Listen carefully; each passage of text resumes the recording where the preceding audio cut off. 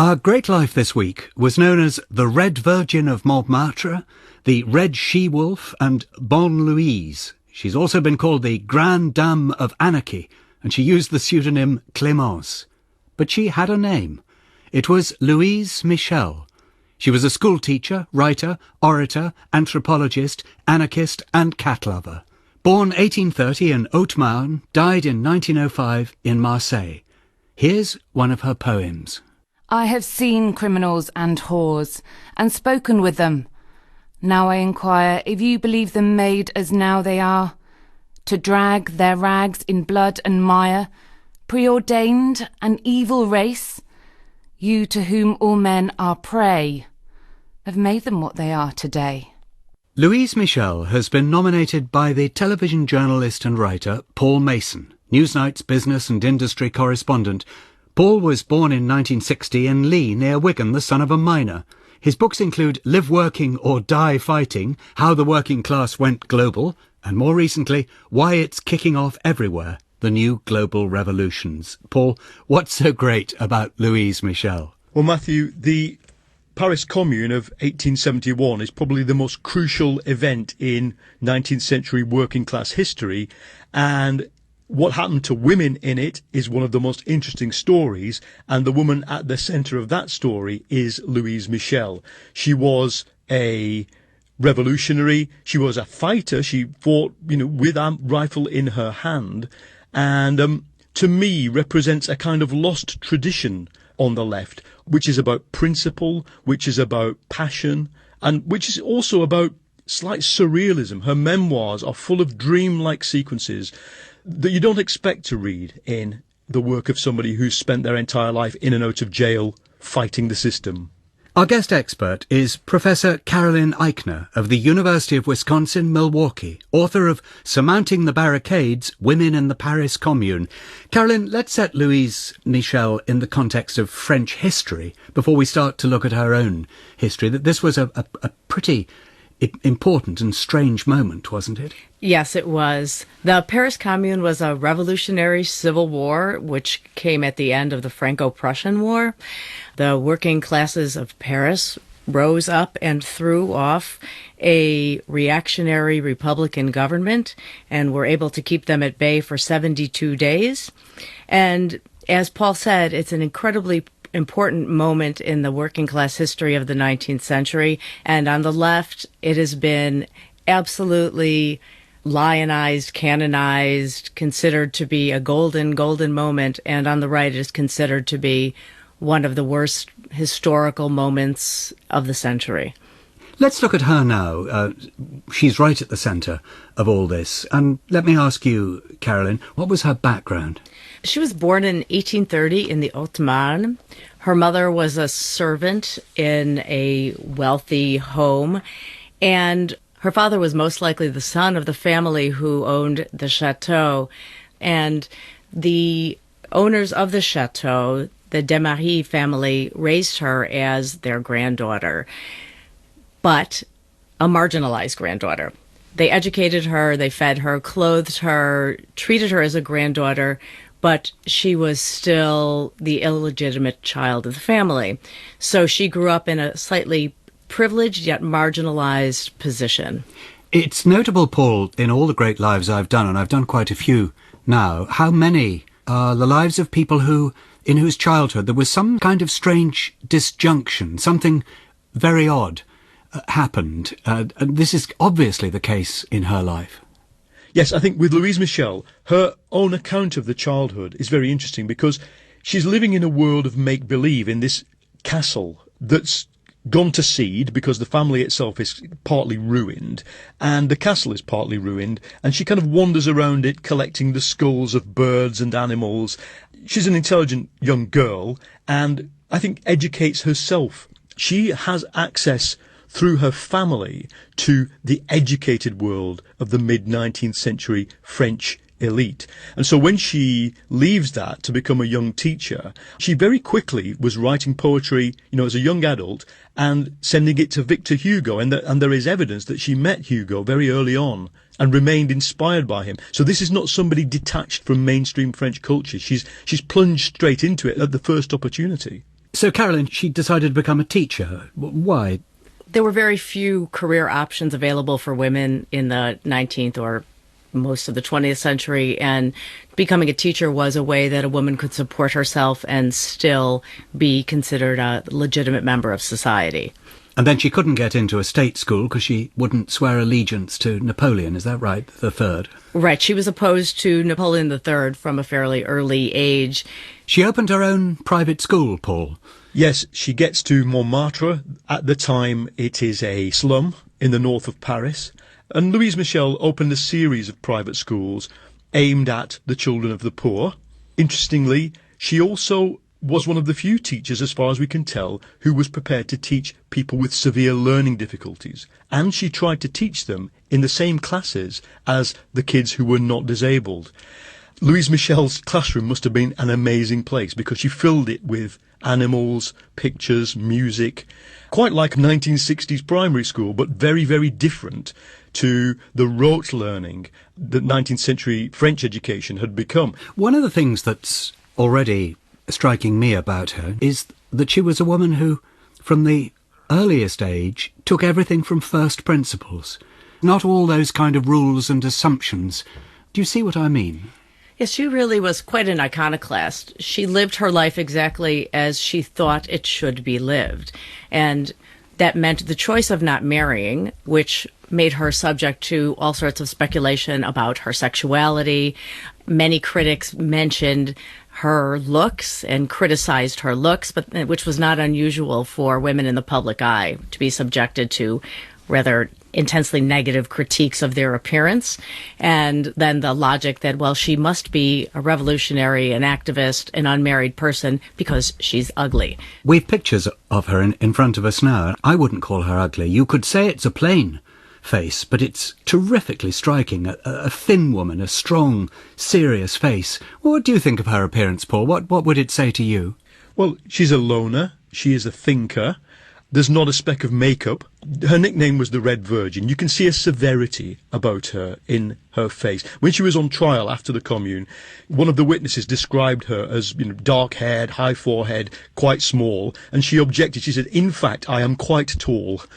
Later in life, she had a female companion, Charlotte Vauvel, who she was constantly with for years. And of course, there was all sorts of speculation about that, but there really is no way of knowing, whether she would be what we would call a lesbian, a term that wouldn't have existed then, or whether she just really felt that she was married to the revolution and to the idea of bringing about social revolution. Let's talk about that revolution. Let's talk about the Commune. What were the background circumstances? The Franco-Prussian War preceded the Commune, and this was a situation where the Prussians laid siege to Paris. And ultimately, the French government surrendered to Prussia because they were more frightened of the working-class Parisians than they were of the Prussians.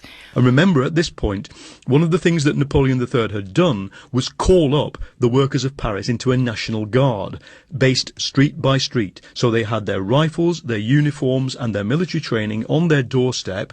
And when the time came for the Republican government to say, you know what, we surrendered, so let's collect all the cannons that the National Guard have bought and are currently looking after, that was the moment that the revolution started. And here is her description of that moment. I descended the hill, my rifle under my coat, shouting treason! In the rising dawn, the people heard the alarm. We climbed the hill, believing we would die for liberty. We were as risen from the earth. Our deaths would free Paris. Between us and the army, the women had thrown themselves on the cannons and machine guns. The soldiers stood immobile. When General Lecomte commanded them to fire on the crowd, a subordinate officer broke ranks and cried, "Surrender!" The soldiers obeyed. The revolution was made. So on March the 18th, 1871, the people in charge of Paris were the Central Committee of the National Guard. They had to decide what to do. They could carry on fighting the retreating army, or they could set up their own commune, which, Paul, is what they did. they called elections to a commune, and let's remember what commune meant in this regard. It meant like the GLC of London. It was a city government, and Paris hadn't been allowed to have a city government under the dictatorship for a very good reason, because everybody knew what the political makeup of that government would be. And within a week, the army had cleared out, and you have elections, and you have basically a city government set up. Here is a description of that moment. The proclamation of the Commune was splendid. Their names were announced. An immense cry arose. Vive la Commune! The drums beat a salvo. The artillery shook the ground. In the name of the people, the Commune is proclaimed. Carolyn, these were not revolutionaries in the modern sense of the word. In fact, Karl Marx was against the whole idea, wasn't he? Yes, Marx thought it was premature, but some of them definitely were revolutionaries, and many others of them were working class people who were completely fed up with the kind of oppression and marginalization they had faced, and this was very much the case for women also. So in certain respects, it was like a festival, because there was a sense that the working class government had finally taken power. There was free opera, there was music in the streets. It was very much of a festival kind of atmosphere. There were public meetings throughout Paris almost daily in which thousands of people attended and really got to practice their opposition to government. But Paul, what did these people want? Louise Michel was becoming prominent among them. What was her plan? What most of them wanted was something called the Social Republic. They wanted a democratic republic, and they wanted it to have social justice as its key deliverable. So that meant ending starvation, ending poverty, ending the criminalization of women. They're thinking they'll have the Social Republic, and that means an anti-clerical republic. It means one where cooperatives are set up and facilitated by the state, and one in which there is, above all, personal freedom. I think the Commune remains, and of course Karl Marx later recognised this, the first experiment in successful self-government by a working class community. This is the important thing about it. And of course in the last days, and Louise Michel is among the people who do this, as they fought to survive, they did adopt extreme measures that later allowed moderate socialist propagandists to say, well, they were crazy, killing priests, etc. What was Michel doing during this period? What was her role? She was involved in the Women's Vigilance Committee. She was also involved in the Men's Vigilance Committee. And the vigilance was essential since the city was under siege by the French government. She was involved in some of the political clubs, and these were working class clubs that met in churches, which was a real appropriation of space and power. These were very much grassroots organizations. She fought on the battlefield and then ultimately on the barricades in the final week when there was street fighting. One of the pictures of her is in a man's uniform. There's a reason for that. She wanted to fight. We know that before the Commune even started, she used to go to fairgrounds to do target practice. So she did fight, and she was involved in a number of engagements, one at Clamart Station in the south of Paris, and another one at Issy. Louise later claimed that during the 72 days of the Commune, she never went to bed. And she was with the communards when they made their last stand in the cemetery of Montmartre. After the fall of the Commune, she was arrested, and she was officially prisoner number 1. Apparently, the noise of the firing squads, while other communards were being killed, led to complaints from the neighbours, so the soldiers started bayoneting the prisoners to death instead. Altogether, there were about 25,000 men, women and children executed. Among them, Louise's dear friend, Théophile Ferret. She dedicated a farewell poem to him, The Red Carnation, L'Œillet Rouge. If I go to the Black Cemetery, brother, throw on your sister, as a final hope, some red carnations in bloom. In the last days of empire, when the people were awakening, it was your smile, red carnation, that told us all was being reborn. Today, go blossom in the shadow of the black and sad prisons. Go flower by the sombre captive, and tell him truly that we love him. Tell him that through fleeting time everything belongs to the future. That the livid-browed conqueror can die more surely than the conquered. You're listening to Great Lives on BBC Radio 4. I'm Matthew Parris, and I'm discussing the life of Louise Michel with Paul Mason and Carolyn Eichner. Paul, you've suggested that the ideology of the Paris Commune has been hijacked by historians of the left to explain later developments of Marxism, Leninism. If it doesn't, what does it explain? What's its real significance? For me, Louise Michel and the commune she was part of is almost the sort of uber case study of what happens when workers make revolutions without people like Bolsheviks to hinder them. I think the commune remains, because above all of its personal and its sexual politics, so far in advance of the 20th century. One of the things we remember Louise for, she fought for the rights of all women. Was she a feminist, do you think, Carolyn? Yes, absolutely. She was absolutely a feminist. And the term feminism did not come into use until the 1880s. But if one defines feminism as a movement for gender equity, Louise Michel was absolutely a feminist. In December 1871, Louise Michel was brought before the Sixth Council of War, charged with offences including trying to overthrow the government, encouraging citizens to arm themselves, and herself using weapons and wearing a military uniform.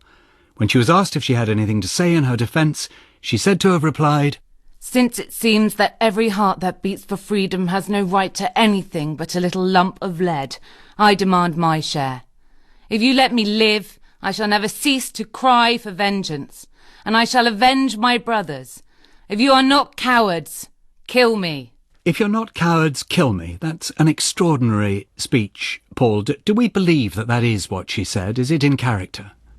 I think it's what she said and what she meant, because she is in a state of grieving. Even reading her memoirs written 20, 30 years later, that grieving never stops. The dreamlike quality of the memoir comes from the fact that she has seen a massacre. And when we as modern journalists cover massacres, we're all too aware of what it does to people's psychology for decades beyond that. There were piles of bodies in the streets. She writes constantly about the hecatomb, the mass grave. That's an image that's in her writing till the day she dies. So yeah, she's ready to die. I mean, she knows what the future holds, and that is deportation. Why didn't they kill her when she said, "Kill me"? Why was she transported to New Caledonia as her sentence when she was such a leader of the rebels? It's an excellent question, and most likely because they did not want to make her a martyr. She had such a following, which did only grow, but she was charismatic, heroic, mythical, and the French state must have recognized that making her a martyr would have been a larger problem. Then 4 months in a ship, the Virginie, on the way to New Caledonia, which is an island off Australia. How long did she spend there? She was there for 7 years. Her experience was that of most of the communards who were sent to New Caledonia, which was that they were basically dumped there and left to fend for themselves, including constructing their own habitations, getting their own food. These were urban people. New Caledonia, now one would think, oh, this is a tropical paradise. But when one reads the memoirs of people who were there, it was very hot. There were malarial mosquitoes, dengue fever. The conditions were extremely difficult and brutal. And she was among a small number of women who were sent there and very much left to fend for themselves. And she did fend for herself. She didn't just vegetate. She ended up teaching the native people, the Kanaks. She ended up teaching the children of the colonists. She got to know and respect the indigenous culture. She wrote a rather poetic treatise about their island, their language, and their culture. And here's part of it. It is night. It was hot during the day, and the coolness is good. The tribe, stretched out beneath the coconut palms near the huts, listens to the tales of the storyteller, and the breakers in the distance tell tales as well. The storyteller, half asleep, half awake, tells while dreaming, stories that we listen to while dreaming. One would think it's the branches of the coconut tree that move in the air, but it's fruit bats. Let them fly away in peace. This evening the tribe is not hungry. Here come drops of rain, but they are hot. They feel good as they fall on us, lying here on the grass from which we feel the heat of the earth rise. The white man's borders are far away, very far away. This is the land of the fathers. Paul, I'm fascinated by this completely new chapter.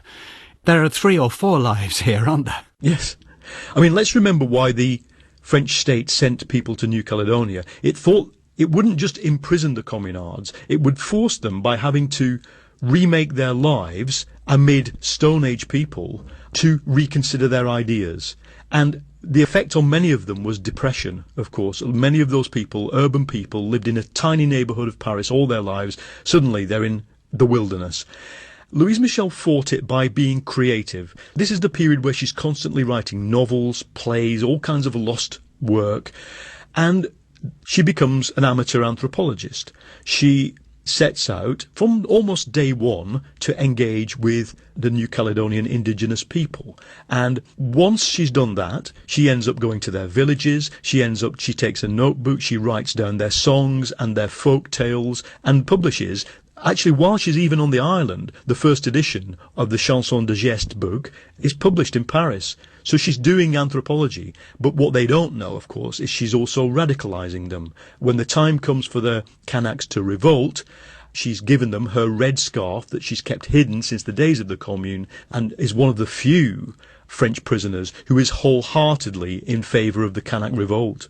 The white man's borders are far away, very far away, she wrote, but she went back to the white man's borders. She returned to Paris in 1880 after an amnesty had been granted to the communards. She was met at the station by a crowd of about 7,000 people shouting "Vive Louise Michel, vive la Commune."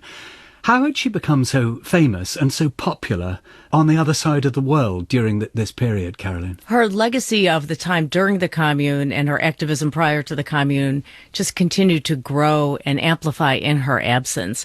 And then she was continuing to write and to send her manuscripts back to Paris. Things were published, and she had become, in some ways, really transformed by the experience in New Caledonia. Now, she had actively advocated anti-imperialism. She continued to push for social revolution. And one other thing that had very much come out of her experience after the Commune was that she'd become an anarchist.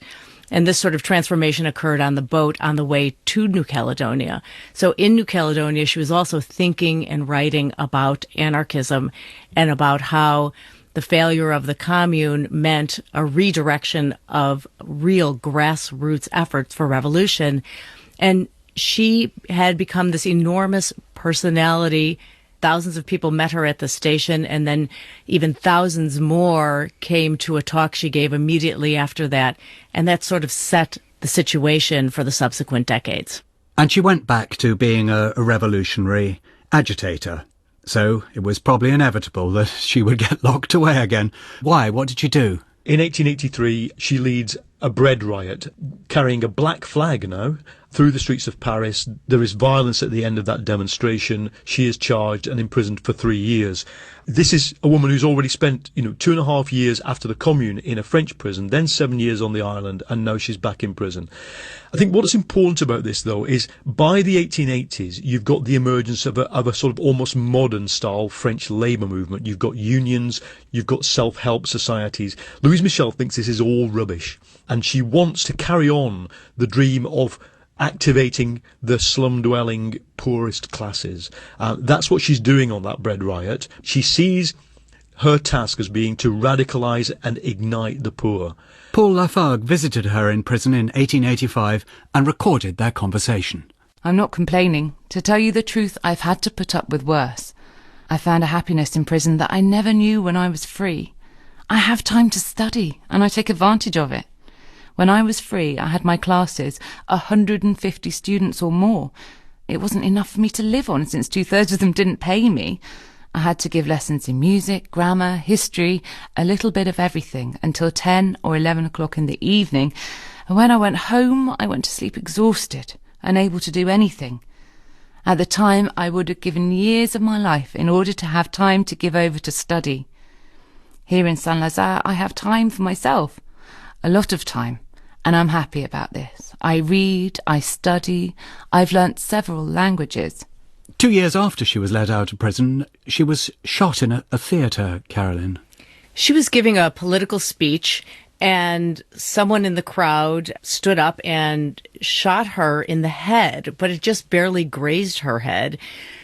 And she recovered fully, and she refused to prosecute the shooter, saying that he was just clearly someone who didn't understand what she meant, what her intentions were, and she wanted to speak with him. She spoke with the man and allowed him to go free. And this, of course, further fed into this idea of her as the saintly figure. She spent some years in London. What did she do in London, Paul? We don't know everything she did in London, but she did a lot of philanthropy. She became known as the Good Woman. I think she was going around the East End giving away food. She constantly gave away everything that was sent to her, actually, clothes, dresses, books. But the other thing she did was to form a school with a fellow anarchist and survivor of the Commune in quite a posh part of London. Recently, researchers managed to unearth some of the prospectus and syllabus, and it's quite, radical. But surprise, surprise, a bomb was found in the school. Nobody was prosecuted, but the school did close thereafter. We don't know who put the bomb there. We don't think it was Louise Michel and her cohorts. It might have been a police thing or one of their more radical, there was lots of radical anarchists around Louise Michel all the time by the 1880s and 90s. And she carried on lecturing not just all over France. She went to Algeria, and on a trip to Algeria she fell seriously ill. Back in Marseille, she died. Yes, she had wanted to go to Algeria to advocate for an uprising against the French imperial government, and she managed to do this.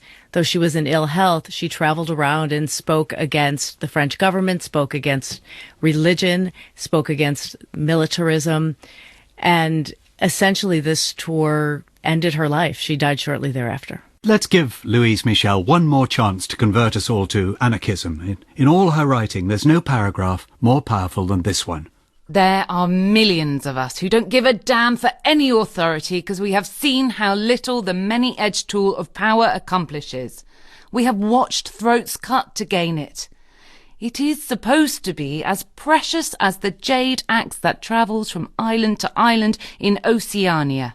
No. Power monopolised is evil. Paul, in your book about working class history, you end with a mention of Louise Michel. I'd like you to read that last bit. I have seen the young Louise Michel dancing to a samba band in a field outside the Gleneagles summit. Her face was painted and she was wearing pink fairy wings. She still has a lot to learn. Paul Mason, thank you for sharing with us your enthusiasm for the extraordinary Louise Michel. Carolyn Eichner, thank you for joining us. And from me, Matthew Parris, until next week, goodbye. Great Lives was produced in Bristol by Peter Everett. The reader was Millie Choles.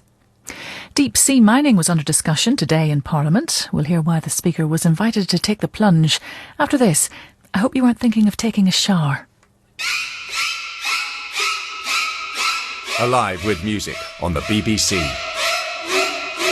The sound of horror.